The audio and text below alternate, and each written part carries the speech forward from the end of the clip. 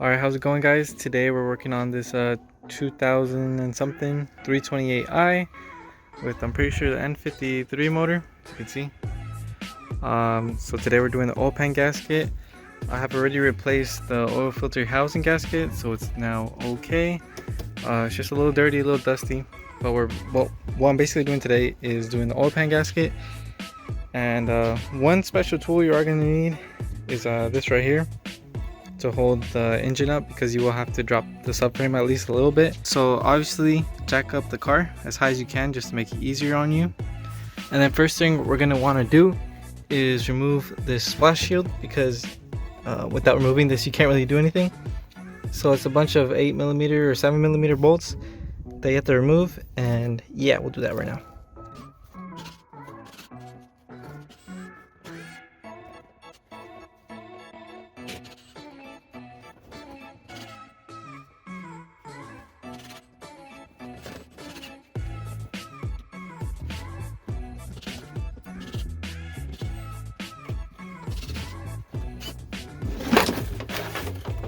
Alright, so this is how the bottom looks like. As you can see, we are leaking quite a bit right there. I mean, it's not the worst, but it does get worse back here. As you can see, it's pretty wet. Back there, wet. And eventually it'll go back there to the O2 sensors and maybe mess those up. But who knows. But it is wet. It is time to start changing it, basically. And yeah, so right now we're gonna work on these right here, these beams or bars right here, so then that way we can start loosening up the things to drop the subframe, or at least loosen it to drop it a little bit. And here we go. Alright, so basically another thing you want to remove are these little corner covers right here, so you can get to the bolt that's behind to the bar, like I did on this side. As you can see, I removed the cover, so now we can reach that bolt right there that holds the bar in. So it's just a few 8mm and one 10mm nut right there. 10.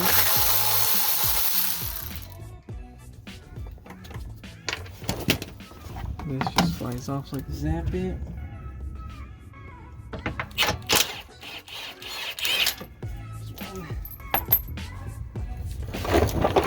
One right here.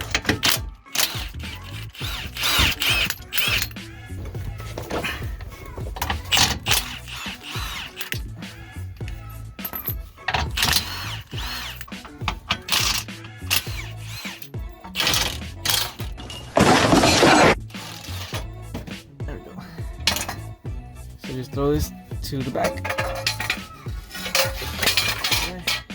Alright, so since we're changing the oil pan, we also need to drain the oil, obviously. So before I put the cross member up on the top to support it, we're going to start draining the oil, so then that way when everything's ready, the oil will be drained already. Alright guys, so here we are, we're draining the oil. This is how the oil looks. And yeah, pretty easy. There's the bolt. Alright, so we have right here the subframe. No, not the subframe, the crossbar holding up the engine. You get your tow hook and you put it into some threads in there, and you just hook it up to this hook, and then this thing right here will hold it up. Just make sure it's tight, like so. Once it's tight, then it'll hold it up. And then as you can see, we drained the oil pretty much. The oil is all pretty much drained. We're just waiting for it to finish up, and then once that is done, then we can start removing the rest of the pieces. Alright, and then so for the oil filter, I mean, it's pretty easy. It's just an oil change. I'm using this to turn it.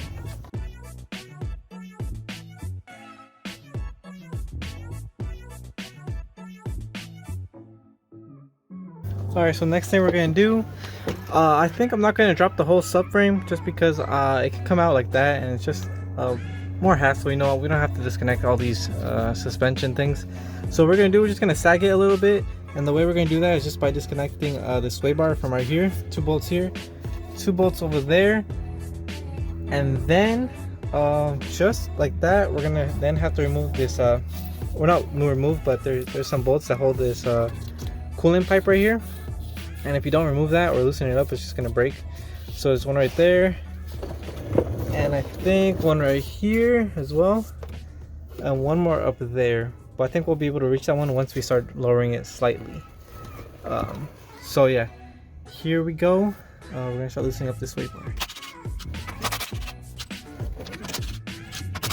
So as you can see, we put the jack right there, hold the subframe up, and then that way we can slowly lower it. But now we got to start removing the subframe bolts, the main ones, which would be 3 on each side, which would be that one back there, this one right here, and this one right here. And that should be it. And then the same thing would be on the other side.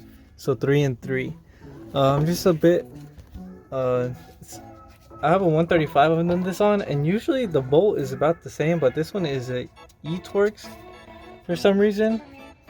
Oh, and on top of that, we're also going to need to loosen up the motor mounts. So there's one bolt right here and another bolt right there. So loosen those two up, and same thing on the other side. Alright, so we see the motor mount. It just has 2 bolts. Loosen that up. Take it off. Other side. Can't really see it. Oh, there it is. There it is. Alright, so we're gonna start off by loosening up the rear bolt. There's only 2 of these 18 millimeters. Like I said, I've seen other BMWs where they don't have these E-Torx, but I guess this one does. And since we are going to be using an E-Torx, the E-Torx it's going to be needing is a E14. It's going to go straight up here. We're going to loosen up the rear 2, which are 18.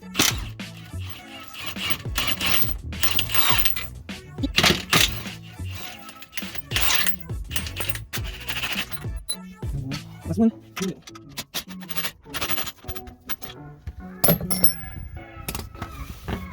So, as you can see, the subframe should now be loose. Alright, so like I said, we have to remove this hose right here. But we're going to lower it down just a tad bit so it gives us room. See where it goes. Subframe is dropping. There's enough room right here. I believe it's a Torx. Let me just see what size it is. Alright, so it's going to be a T30. Just like anything.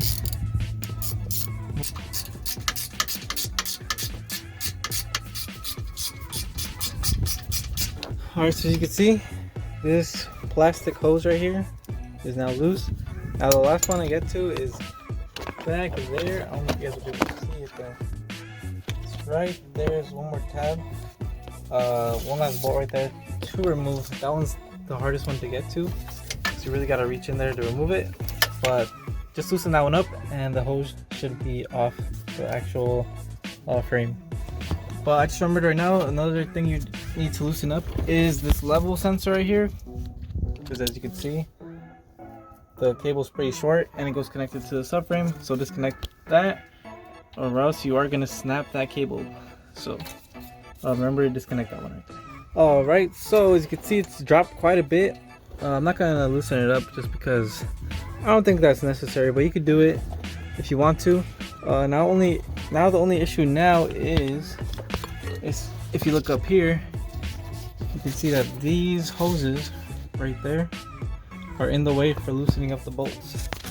But there is a like a something that's holding it, which would be let me see, which would be, where is it? Right here.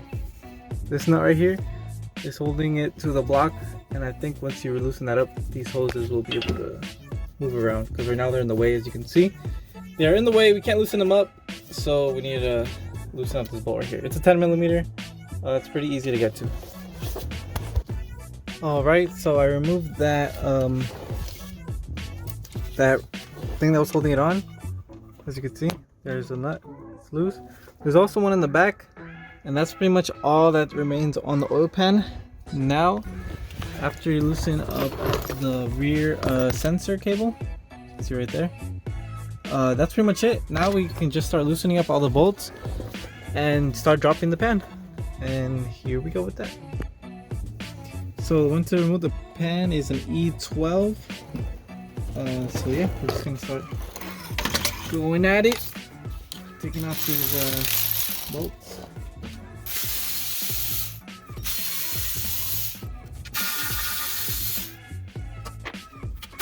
Alright, ladies and gentlemen, so as you can see, the oil pan is now off the motor, basically, or engine. So what I'm going to basically do now, since it's off, as you can see, it's off completely. I'm going to shift this subframe down and remove it from the rear. I found that that's probably like the most easiest way. I think you could take them off from the front, but we're going to go through the rear, see how it goes.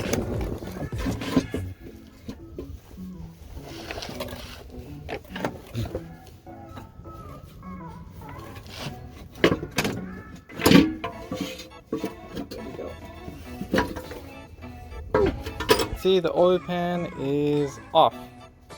See how dirty it is. Look at my gloves. But you can see that it's very dirty, very gunky. All that buildup.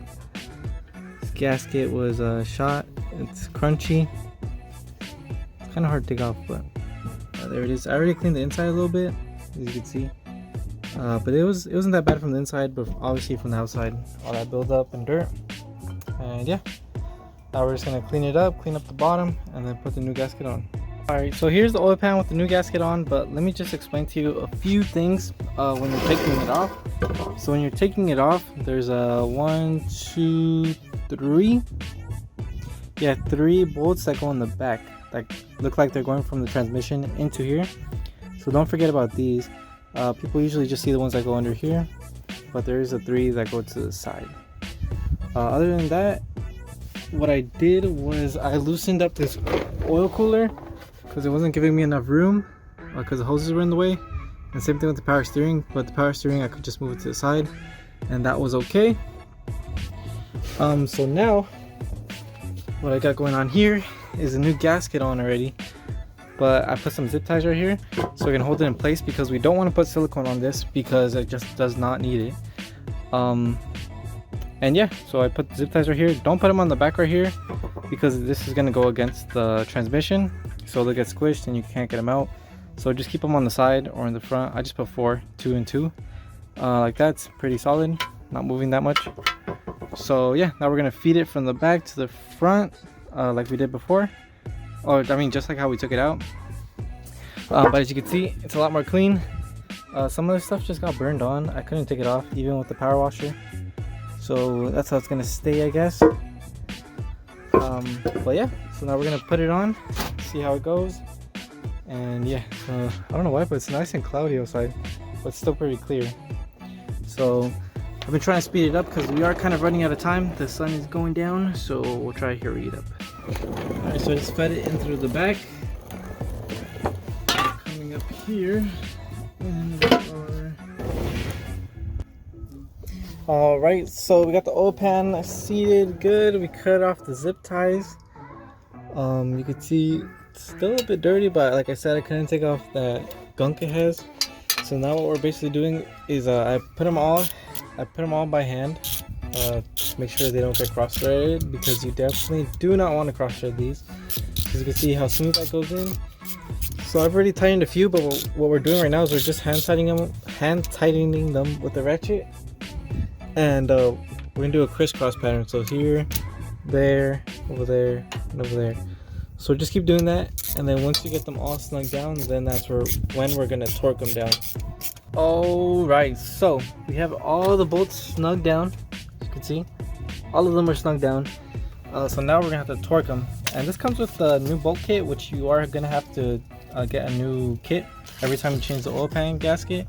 So as you can see, they go down to 8 Newton meters, and then you do a 90-degree torque angle. Like so, as soon as it torques, just do 90 degrees, and then that should be the final torque because they are stretched to yield bolts. So you can't reuse them either way. And that's pretty much it. So we're gonna torque them all down one by one. And I have this little paint marker right here to mark down the ones we already torqued, because you definitely don't want to torque them again because they will break. So everyone we're going to be torquing down, we're going to paint them, and then that way we know that we torqued them, because there is quite a lot of bolts and it's hard to keep track of. So yeah, that's what we're using. Tecton, pretty good brand, okay. And you can see we have it to basically 8 Newton meters. You can't really see that, but it's at 8 Newton meters. And then we'll just do the 90 degrees. And that's it. So we're gonna start torquing them, and here we go. Click right there. Now we do a 90 degrees. So we'll set it up a little bit easier. We'll align it with the bolts. And then 90 degrees.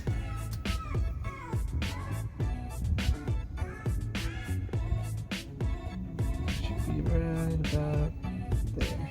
Alright, so quick thing on top of here. We changed the oil filter. Fresh seal, fresh filter, and new O-ring right here. It's gonna go straight in. See? Nice and clean. One thing I do want to note is that this one in here was a mobile one, as you can see, and I don't suggest the mobile ones just because, as you can see, it's a bit crushed. You can see like a line of where the filter's actually been crushed a little bit too much. And not only that, but the O-ring right here just literally cracked. It's like so dry, like it feels super hard.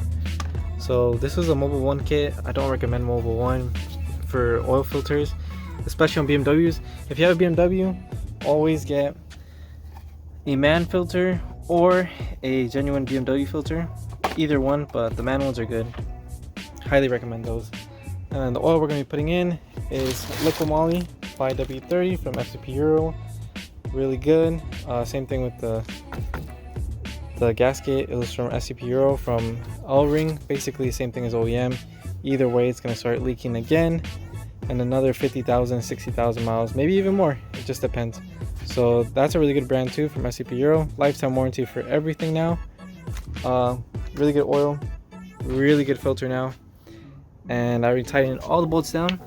As you can see, they're all marked in white.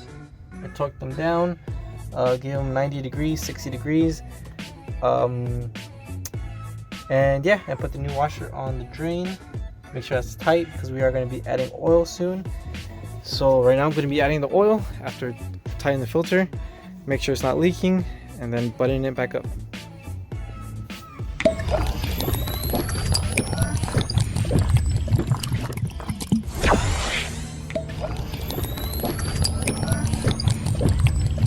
Alright, so I gave everything a quick little pressure wash. As you guys can see, it's a lot more cleaner. And now I just basically started pushing everything back up. As you can see, I got the subframe back on the jack, jacked it up, put this pipe right here, the one with the 3 torques, this plastic pipe on there. That was probably the hardest thing about this. Now all I'm basically doing now is slowly jacking up the car. And then the main thing you want to make sure that lines up are the mounting points, which would be right, what is this? Which should be right there. As you can see right there where that hole is, there should be a tab. And then make sure these line up. The engine mount, there's a little tiny tab right there, a little notch. And then other than that, I'm putting the rack back on. Just gotta slide it in there and then put the 2 bolts that go through it. And then other than that, that's pretty much it. I'm just gonna put that, dang, look how dirty my hands are. Ugh. Well, I'm just gonna put that V-brakes back on and just button all the plastics back on, and that's basically it. Alright, so as you can see, we cleaned it up quite a bit. Connected the rack and pinion, 2 bolts. We put this V-brace back on. That's pretty easy. I mean, it's just the same bolts. Now only thing left is the splash shield, and that's pretty much it. It's a done deal. That's pretty easy to do. I figured you don't have to have me explain that, but only trouble I did have that I would give you guys a tip would be this hose right here, this power steering hose. There's a bit of an issue where I guess it kind of got mangled in here with this one, so that's why I couldn't adjust the power steering, because it kept hitting against this one, and they're both like pretty solid lines. So just make sure it looks like how this one looks. So the power steering goes like all the way to the side, and this one right here just goes right there. So yeah, other than that, it's pretty much easy. I would say like clean it up like how I did, but I mean you don't have to clean it up, but I mean I would suggest it since you're here already. But yeah, we're gonna put the splash shield back on, and that's pretty much it. We'll be done.